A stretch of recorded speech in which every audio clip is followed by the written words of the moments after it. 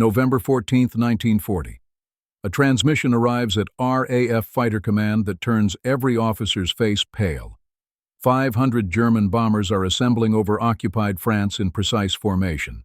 This isn't a scattered probe. This is systematic destruction. Tonight, a British city will be annihilated. Officers watch the plotting board as coordinates update continuously. They see the bomber formation growing. British radar, the very technology that preserved them during the Battle of Britain months earlier, functions flawlessly. They know the Germans are coming and roughly when. Yet knowledge alone proves insufficient. These bombers navigate using something invisible and impossibly accurate. Radio beams slice through clouds, pierce fog, and bypass every natural obstacle. The Germans call it Knickebein, the crooked leg. Hitler personally assured his generals this guidance system cannot be beaten. Meanwhile, in a small Air Ministry office, a young physicist studies radio frequency data his superiors ordered him to abandon. Dr. R.V. Jones is 28. He holds no meaningful military rank. Senior officers dismiss his theories about German radio navigation as fantasy and resource waste. One air marshal recommended his reassignment. Still, Jones scrutinizes the numbers. He detects a pattern everyone missed. If his theory proves correct, he can expose Germany's entire bombing strategy. He just needs someone to believe him. He has under 6 hours before those bombers reach Britain. To comprehend how one dismissed scientist saved London, we must return to when Britain stood utterly alone, and Germany owned the skies. Summer 1940. France has collapsed. The British Expeditionary Force barely escaped Dunkirk, abandoning equipment and any illusion of quick victory. Hitler's Wehrmacht controls territory from Norway to Spain's border. Britain is the final domino and most expected to topple by Christmas. The Luftwaffe dominates British airspace. German bombers strike cities with terrifying regularity. First airfields, then ports, then factories. Increasingly, residential districts. The Blitz has commenced, and British cities burn nightly. London, Liverpool, Birmingham, Southampton. Fires illuminate the darkness for miles, and dawn reveals fresh rubble and casualties. Intelligence officers who survive long enough notice something disturbing. The bombing accuracy exceeds expectations. This isn't the scattered destruction of the Great War where pilots dropped explosives by hand. German bombers hit specific structures, specific intersections, threading bombs through cloud cover that should render precision impossible. One raid demolished an aircraft engine factory while sparing the residential street 50 yards away. Another destroyed a hidden forest munitions depot, invisible even in daylight. How? The question haunts RAF intelligence. German pilots cannot see through clouds or navigate without visible landmarks, yet their bombs land exactly where intended, night after night, city after city. Something guides them, something Britain cannot detect. Unless they discover and defeat it, the war is already lost. The answer lies in elegantly simple yet devastatingly effective technology. Knickebein operates on principles any radio enthusiast would understand. 2 radio transmitters positioned along the French coast, separated by miles, each broadcast narrow radio beams across the channel toward Britain. These beams differ slightly. One transmits Morse code dots, the other dashes. A German bomber pilot tunes his receiver to Knickebein's frequency and listens. Hearing only dots means he's drifted left. Only dashes means right. But when precisely on course, flying directly along the beam's center, the dots and dashes merge into continuous tone. A steady hum confirms perfect alignment with his target. The pilot needs no visual references, no landmarks, stars, or functioning compass. He simply follows the sound. The second beam intersects the first directly over the target. When the pilot's receiver detects that intersection, a specific audio signal change, he knows he's arrived. He releases bombs in total darkness through impenetrable clouds, hitting targets within 100 yards. German engineers perfected this system since 1938, solving problems British scientists deemed impossible. Radio waves travel straight, but Earth's surface curves. Theoretically, a beam transmitted from France shouldn't reach deep into Britain. It should shoot into space as the planet curves away. The Germans discovered that under certain atmospheric conditions, radio waves bend slightly, refracting along Earth's curvature. Not perfectly, but sufficiently. Enough to guide bombers from Calais to Coventry with near-surgical precision. Hitler reportedly told his air marshals the system was undetectable and unstoppable. Britain had radar, yes, they could see bombers approaching. But radar detected aircraft, not radio beams. The guidance system itself remained invisible. The Luftwaffe could strike any British target with accuracy defenders couldn't counter because they couldn't perceive the threat. At least, that's what Germany believed. Reginald Victor Jones never planned on espionage. He aspired to be a physicist, a proper academic studying infrared radiation and publishing research papers. He earned his doctorate at Oxford at 24, younger than most peers, and professors expected him to pursue a quiet university research career. Then war arrived. British intelligence recognized a critical problem. The military understood traditional warfare, but not science. This mechanized, technological nightmare unfolding across Europe ran on science. Radar, radio, encryption, weapon systems generals couldn't comprehend, much less counter. Britain needed people who could think like scientists but operate like intelligence officers, people who could examine technical data fragments and identify the weapon being constructed. They recruited Jones. He'd written a doctoral paper about using infrared detection for nighttime aircraft spotting. Someone at the Air Ministry saw potential. This young man approached military problems the way they needed.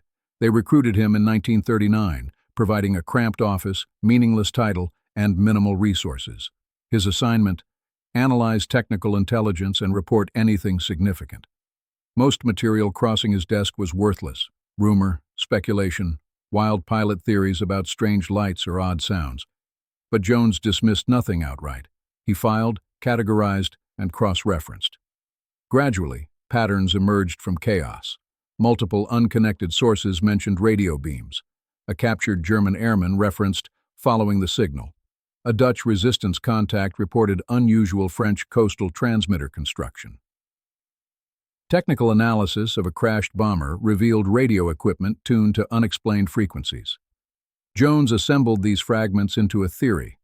The Germans, he believed, developed a radio navigation system guiding bombers with unprecedented accuracy. His theory explained everything: impossible night raid precision, mysterious frequencies in crashed aircraft, coastal transmitter construction.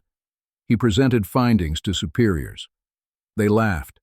Radio beams couldn't curve with Earth, they insisted. Every physicist knew that.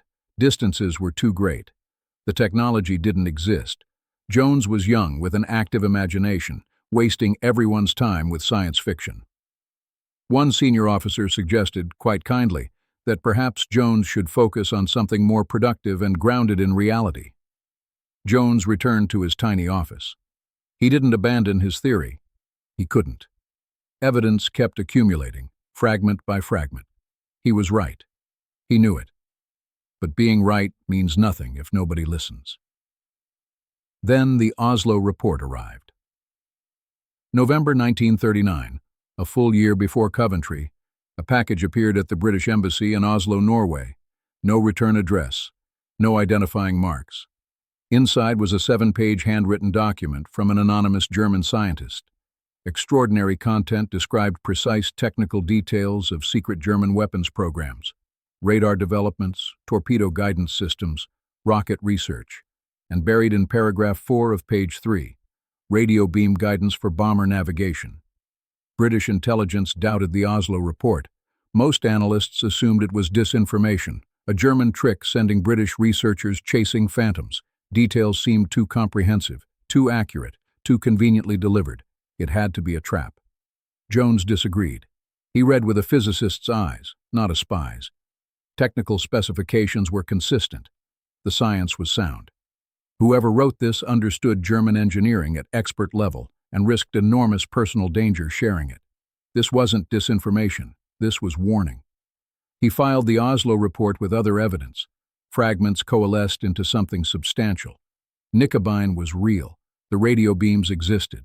And the Oslo report mentioned something else Jones underlined twice: a second, more advanced guidance system used only by elite bomber squadrons for critical targets. He'd need that detail sooner than expected. November 14, 1940. The intelligence intercept arrives at 3 p.m. German radio traffic suggests massive bombing operations tonight. Target, unknown. Scale, unprecedented. Every available bomber in Luftflotte 3 is mobilizing. This isn't a raid. This is annihilation. Jones reads the intercept and feels his pulse quicken. 500 bombers. Guided by radio beams he's tracked for months, heading toward a British city unaware it's been selected for destruction. He spent a year gathering evidence, being ignored, watching bombs fall with impossible accuracy while superiors insisted the guidance system didn't exist. Not anymore. Tonight, he proves it. Or tonight he fails, a city burns, and nothing he discovered matters. He needs equipment. Specifically, a modified radio receiver detecting transmissions in the frequency range he identified from crashed bomber components. The military possesses this equipment, but refused allocation to his fantasy project 3 times. Jones knows an RAF signals officer who owes him a favor, a man who read Jones's reports and quietly believes he might be correct. Jones makes the call, explains the situation. The signals officer hesitates. Lending equipment without authorization could end his career. But Jones presses. Give me 1 night. If I'm wrong, report me yourself. Court-martial me. I'll take full responsibility. But if I'm right, if those beams exist, we can save that city. Silence. Then, I'll have a truck waiting at 6. At 6 p.m., as darkness falls over southern England, Jones climbs into a modified signals truck equipped with radio detection gear. The driver, a young corporal who doesn't ask questions, heads toward the coast, where Jones calculates any guidance beam from France would first reach British soil. The bombers form over France. In approximately 6 hours, they'll cross the channel. Jones has until then to find an invisible beam 3 senior RAF officers swore doesn't exist. The truck bounces along blacked-out roads. Jones huddles over radio equipment, scanning frequencies, static, noise, the empty electromagnetic spectrum hiss that seems determined to prove his superiors right. Hours pass. His hands grow cold. His confidence wavers. What if they're right? What if the patterns are coincidence? What if he wasted a year chasing a theory existing only in his imagination? The corporal glances back nervously. Sir, finding anything? Jones doesn't answer. He adjusts the frequency dial, moving slowly across the range.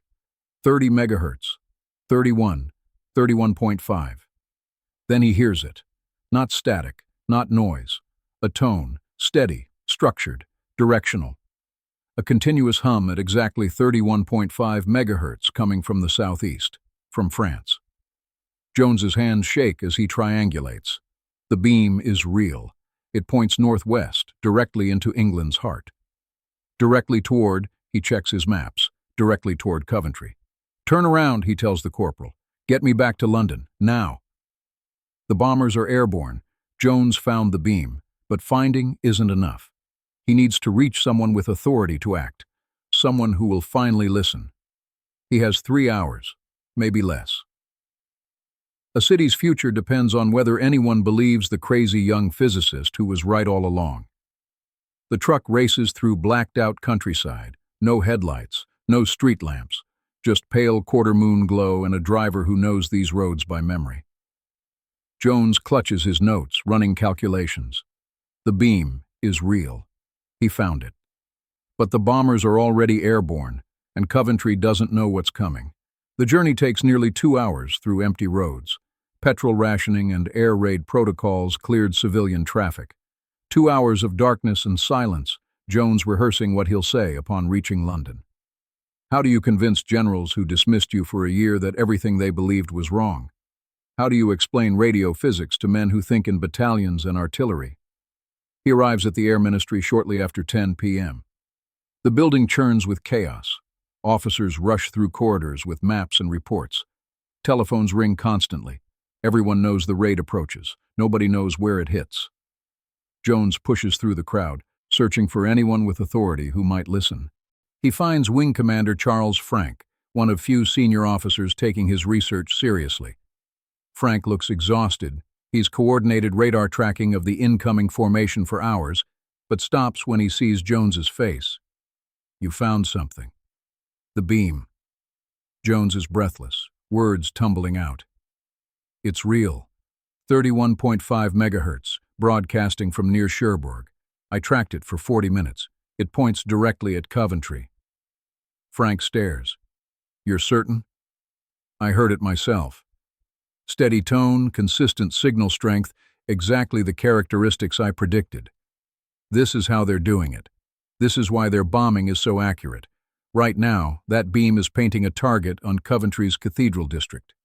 Frank falls silent. Around them, chaos continues.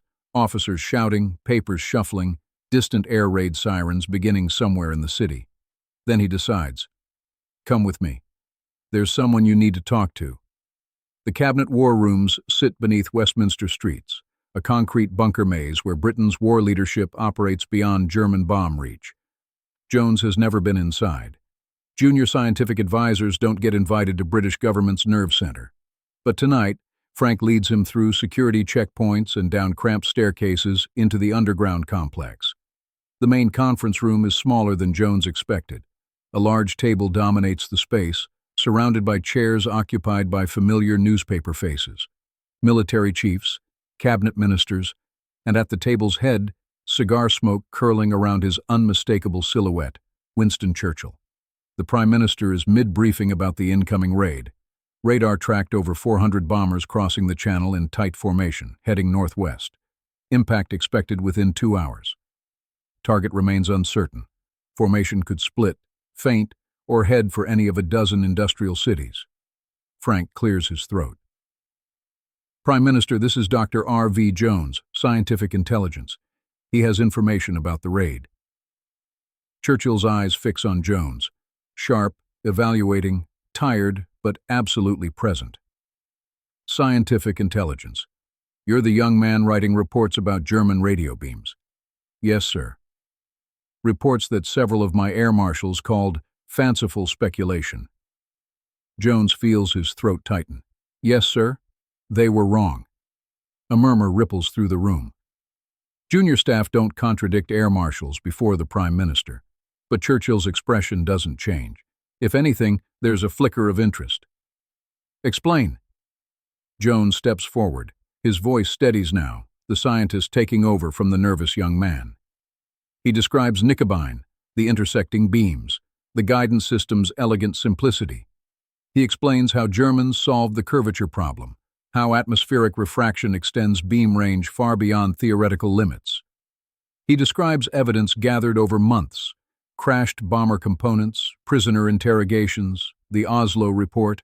Then he recounts what he heard tonight, the steady tone at 31.5 megahertz, the beam pointing directly at Coventry. The target is Coventry, Jones concludes. I'm certain. The Germans are guiding bombers with radio signals we can detect, which means we can disrupt them. Silence. The room processes what they heard.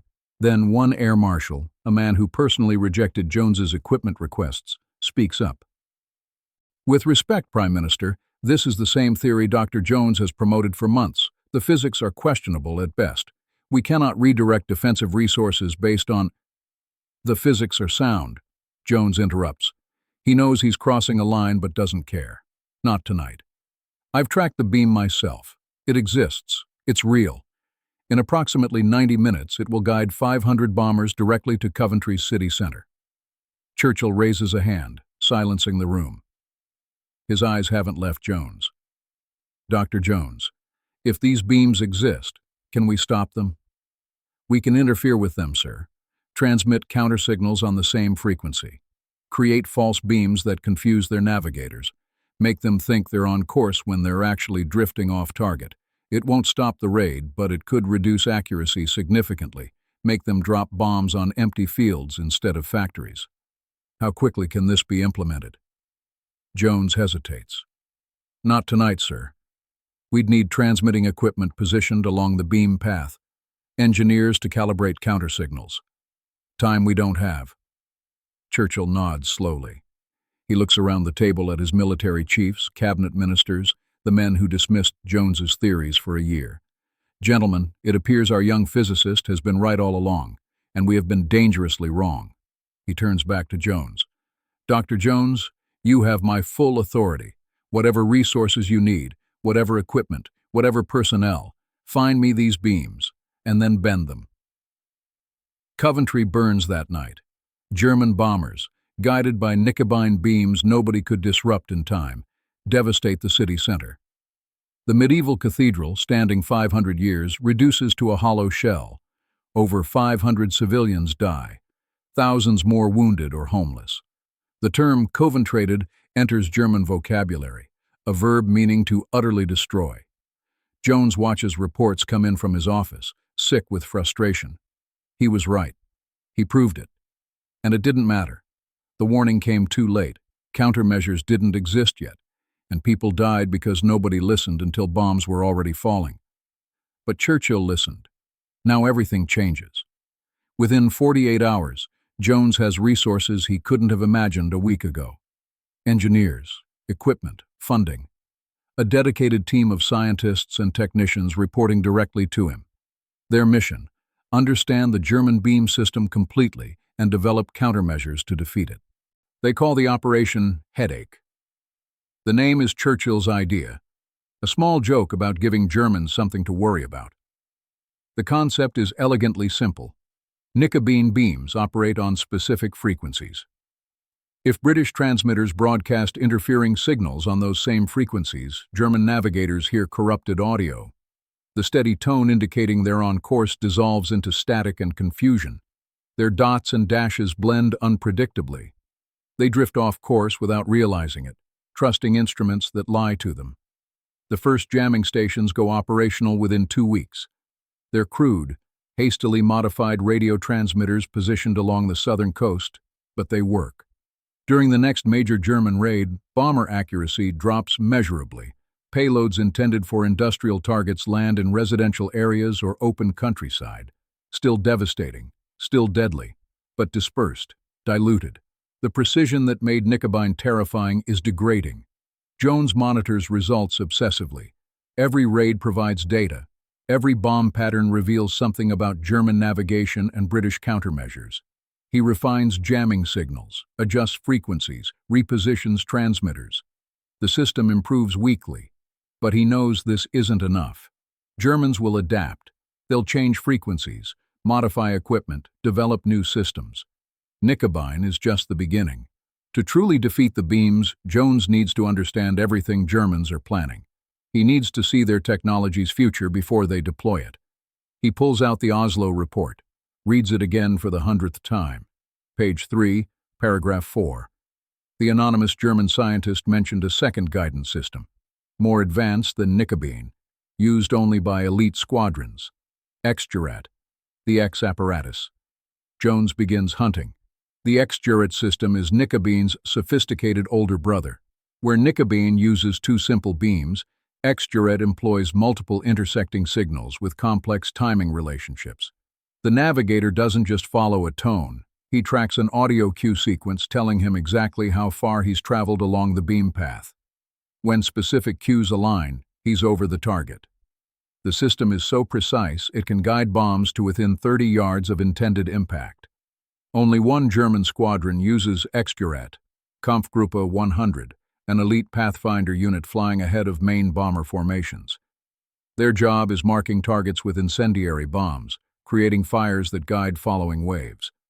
If KG-100 hits accurately, the entire raid hits accurately. If KG-100 misses, the raid scatters. Jones realizes defeating X-Jurat is more important than jamming Nicobine. Nicobine guides the masses. X-Jurat guides the leaders. Blind the Pathfinders and the whole formation loses its way, but X-Jurat is harder to jam. The multiple beams, complex timing, audio sequences, simple interference doesn't work. German navigators can filter out noise and still extract guidance signals. Jones needs a more sophisticated approach. He assembles Britain's best radio engineers. They work 18-hour days, analyzing captured X-Jurat components, reverse engineering signal processing, designing countermeasures that can fool a system designed to resist fooling. The work is painstaking. Every failed experiment means another raid where KG-100 guides bombers to targets with devastating accuracy. Weeks pass, months. Jones barely sleeps. He lives on tea and cigarettes and stubborn conviction that every problem has a solution. His team jokes he's becoming more machine than man, processing data, running calculations, always analyzing, never resting. He doesn't laugh. There isn't time for laughter. Every night he doesn't solve X-Juret is a night British cities burn. Then, in early February 1941, they crack it. The breakthrough comes from an unexpected direction. One of Jones's engineers notices X-Juret's timing signals have a subtle vulnerability. The system assumes its beams reach aircraft without interference. If you can delay one beam slightly, retransmit it a fraction of a second late, the navigator's timing calculations become corrupted. He thinks he's at one position when he's actually at another. His bombs fall early or late, missing targets by hundreds of yards. They call the countermeasure bromide. It requires precise coordination. British transmitters must detect incoming X-Juret signals and rebroadcast them with carefully calculated delays. But it works in testing. Now Jones needs to prove it works in combat. February 19, 1941. Jones sits in the operations room at RAF Fighter Command, watching the plotting board. Intelligence indicates a major German raid tonight. Beam monitoring stations detected X-Juret transmissions pointing toward Birmingham. KG-100 will lead. Hundreds of bombers will follow. But tonight is different. Tonight, bromide stations are operational along the beam path. Tonight, British fighters have been positioned based on Jones's prediction of the German approach route. For the first time since war began, defenders know exactly where attackers will appear. The bombers come. Radar tracks them crossing the channel, right on schedule. Jones watches the plots advance across the board. His hands clench so tight his knuckles ache. First reports come from Fighter Command. RAF Hurricanes, vectored to intercept coordinates Jones calculated from beam analysis, made contact with the German formation. In the darkness over the Midlands, British fighters engage bombers that didn't expect to be found. Planes fall from the sky. More reports. The Pathfinders, KG-100, are having navigation problems. Their incendiaries land scattered across countryside instead of concentrated on target. Without accurate Pathfinder marking, the main bomber force disperses, dropping payloads haphazardly. Some hit Birmingham. Many hit nothing at all. By morning, results are clear. British fighters achieved their most successful night interceptions of the war. German bombing accuracy dropped nearly 60% compared to similar raids. The Pathfinder system, the precision guidance that made the Luftwaffe so deadly, has been compromised. Jones allows himself a moment of quiet satisfaction. The beams are no longer invisible. The guidance systems are no longer unbeatable. A year of being called crazy, of being dismissed and ignored, led to this. British fighters waiting at exact coordinates for German bombers that thought they were invisible. But he doesn't celebrate long. Germans will notice their systems failing. They'll investigate. They'll adapt. This is a battle of minds, and it's only beginning. He returns to his office, pulls out his notebooks, and starts planning what comes next. Somewhere in Germany, engineers are already working on countermeasures to his countermeasures. The race continues. On his desk sits the Oslo report, dog-eared and coffee-stained. He's never discovered who wrote it. That anonymous German scientist, whoever he was, took enormous risk to warn Britain about weapons that didn't yet exist. Jones hopes he survived. He hopes the man knows his warning mattered. He glances at the report one more time, then files it away. There will be other battles, other systems, other invisible threats to detect and defeat. The war is far from over. But for the first time since November, Jones believes Britain might actually win it. The morning after the Birmingham raid, something unusual happens at Luftwaffe headquarters in Berlin. A report lands on General Hans Jaschonek's desk, chief of the German Air Staff. The numbers don't make sense. KG-100, the elite Pathfinder squadron, flew their mission exactly as planned. Their navigators followed X-Juret signals perfectly. Instruments showed them directly over target when they released incendiaries. Yet reconnaissance photographs from the following morning reveal their bombs fell scattered across farmland 3 miles east of Birmingham's industrial district. The main bomber force, following Pathfinder markers that weren't where they should have been, dropped hundreds of tons of explosives on sheep pastures and empty fields. Yashonik demands an explanation. Ex-Juret engineers insist their equipment functioned flawlessly. Navigators swear they followed procedure. Everyone did everything right, and somehow everything went wrong. Germans begin investigating. They suspect equipment malfunction, perhaps atmospheric interference, maybe British jamming, though their experts insist ex-Juret is too sophisticated to jam effectively. They run tests, check calibrations, analyze every component of the guidance system. They find nothing wrong. What they don't realize, what they won't fully understand until after the war, is that a 28-year-old British physicist has gotten inside their heads. Jones isn't just disrupting their beams, he's disrupting their confidence. Every mission that fails, despite perfect procedure, plants seeds of doubt. Every payload that misses, despite flawless navigation, makes German aircrew wonder if they can trust their instruments. The invisible war isn't just about radio frequencies, it's about psychology. And Jones is winning. Spring 1941. The beam war enters a new phase. British countermeasures have grown sophisticated. Headache stations jam nicobine across southern England. Bromide installations corrupt ex-Juret timing signals. But Jones's most elegant weapon is something called meakening. The concept is beautifully simple. Instead of jamming German beams, which creates obvious interference navigators might notice, meakening stations receive guidance signals and rebroadcast them from different locations. The German navigator hears exactly what he expects. His instruments show him on course. Everything seems normal, but the signals he's following aren't coming from France anymore. They're coming from British transmitters positioned to lead him astray. Entire bomber formations follow false beams across English countryside, convinced they're approaching industrial targets. They drop payloads with precision and confidence. Morning reconnaissance reveals they've demolished nothing but farmland. Craters dot empty fields. Incendiaries burned hedgerows. Occasionally, a confused farmer reports explosions in his pasture, wondering what Germans could possibly have been aiming at.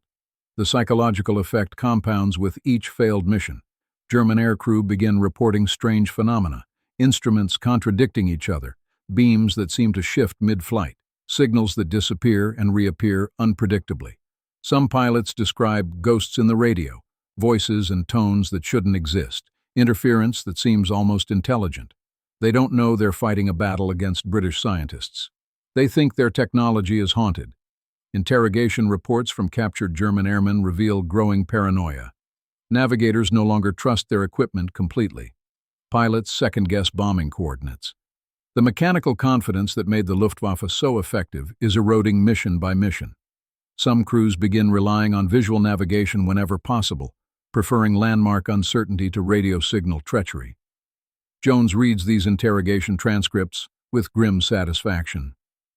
The beams haven't disappeared. German transmitters still broadcast across the channel every night. But the trust is gone. When a navigator can't be certain whether his instruments are telling the truth, precision bombing becomes impossible. Jones has done something more profound than jamming signals. He's poisoned the relationship between German aircrew and their own technology. The Beam War's lessons ripple outward through the rest of the conflict. When British planners developed deception operations for D-Day, they draw directly on Jones's methods. Operation Fortitude, the elaborate scheme to convince Germany that Allied invasion would target Calais instead of Normandy, uses many of the same principles: false signals, misdirection, exploiting the enemy's trust in their own intelligence systems. The Ghost Army that kept German divisions waiting at wrong beaches owes its conceptual DNA to ghost beams that led German bombers to empty fields. British anti-submarine warfare transforms, using techniques Jones pioneered. The same signals intelligence that cracked German beam systems helps decode U-boat communications and track their movements across the Atlantic. The same analytical mindset, fragments assembled into patterns revealing strategies, guides the campaign that eventually breaks the submarine threat. Even Allied strategic bombing development incorporates beam war lessons. Understanding how Germany built precision guidance systems helps British and American planners develop their own. The electronic warfare capabilities Jones's team created defensively become offensive weapons, jamming German radar, confusing their air defenses, clearing paths for bomber formations. By war's end, electronic warfare has become a permanent feature of military strategy.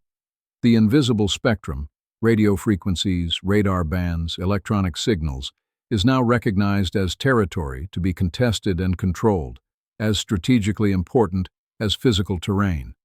Every major military power builds institutions dedicated to signals intelligence and electronic countermeasures. The discipline Jones essentially invented in his cramped Air Ministry office becomes a cornerstone of modern defense. Dr. R.V. Jones survives the war. Many colleagues don't, burned out by stress, killed in raids, broken by relentless pressure of secret work that couldn't be acknowledged or shared. Jones carries his own scars, though he rarely speaks of them. Years of minimal sleep and maximum stress leave lasting marks. After the war, he returns to academic life, becoming professor of natural philosophy at the University of Aberdeen. He teaches, he researches, he tries to rebuild normal existence after years of extraordinary circumstances. But the war never fully releases him. Government requests keep coming. Cold War intelligence challenges require his analytical gifts. He advises on Soviet technical capabilities, helps develop British radar systems, consults on projects he can never discuss publicly. The young physicist who wanted a quiet academic career becomes one of Britain's most valued secret advisors, a bridge between scientific understanding and national security. In 1978, he finally tells his story. His book, Most Secret War, reveals for the first time the full scope of the Beam War and Britain's electronic intelligence operations. The book becomes a classic, still required reading for intelligence professionals decades later. Jones writes with clarity and understatement, more interested in explaining how problems were solved than claiming personal credit. When interviewers ask what drove him, how he maintained conviction when everyone dismissed him, how he found strength to keep working when pressure seemed unbearable, his answers are characteristically modest. "I simply refused to believe we couldn't outsmart them," he says in one interview. "The Germans were clever, very clever, but they weren't gods. Their systems had weaknesses. Every system has weaknesses. You just have to find them." He dies in 1997, aged 86. By then, the technologies he pioneered have evolved beyond recognition. Stealth aircraft absorb radar signals using principles that echo his countermeasure work. GPS satellites guide precision munitions with accuracy Nicobine engineers could never have imagined. Electronic warfare has become so sophisticated that modern militaries spend billions on systems to attack and defend the invisible spectrum. All of it traces back in some form to a 28-year-old physicist who heard a steady tone at 31.5 megahertz on a dark November night in 1940. Think about what could have happened. What would have happened if Jones had given up? If dismissals and rejections had broken his conviction? If he'd accepted the expert consensus that German radio beams were fantasy? November 14, 1940, plays out differently. 500 bombers approach Coventry, guided by invisible beams nobody is looking for. They devastate the city, just as they did in our timeline. But there's no Jones in the cabinet war room explaining what he found, no Churchill ordering countermeasures, no headache or bromide or meekening. The next raid hits Birmingham with full precision, then Manchester, then Liverpool. Every industrial city in Britain falls under surgical bombardment. Factories producing Spitfires, tanks, and ammunition are systematically eliminated. The production capacity that allows Britain to fight is steadily destroyed. Maybe Britain still survives. The Channel is a formidable barrier, and German invasion forces faced enormous logistical challenges. But the margin between survival and defeat narrows. American aid that eventually turns the tide arrives to a nation more battered, more depleted, less capable of fighting back. The war lasts longer. More people die. History pivots on the persistence of one young scientist who refused to stop believing he was right. That's the lesson buried in this story. Not that science wins wars, though it often does. Not that technology matters, though it always has. The lesson is simpler and harder. Sometimes the person who sees what everyone else misses is the only person who can save what everyone else takes for granted. Jones wasn't special because he was smarter than his colleagues. The senior officers who dismissed him weren't stupid. They were experienced professionals applying reasonable skepticism to extraordinary claims. Their mistake wasn't intellectual, it was imaginative. They couldn't conceive of technology that contradicted their assumptions about what was possible. Jones could. And that imaginative leap, backed by stubborn conviction and relentless work, changed everything. The outsiders who refused to quit. The voices dismissed as crazy until events proved them right. History is shaped by these people more often than we admit. We build statues for generals and politicians. We should build more for the analysts, scientists, and engineers who see threats no one else perceives and fight battles no one else understands. Dr. R.V. Jones saw invisible beams. And because he refused to stop looking, Britain survived to see victory. If you want to see how another underdog inventor changed the course of battle, a sergeant with no engineering degree who saved D-Day with scrap metal and a blowtorch, subscribe and hit the bell. That story drops next week. A broken tank. A crazy idea. 48 hours to build something that Eisenhower called the most important invention of the war. Trust me, it's even crazier than this one.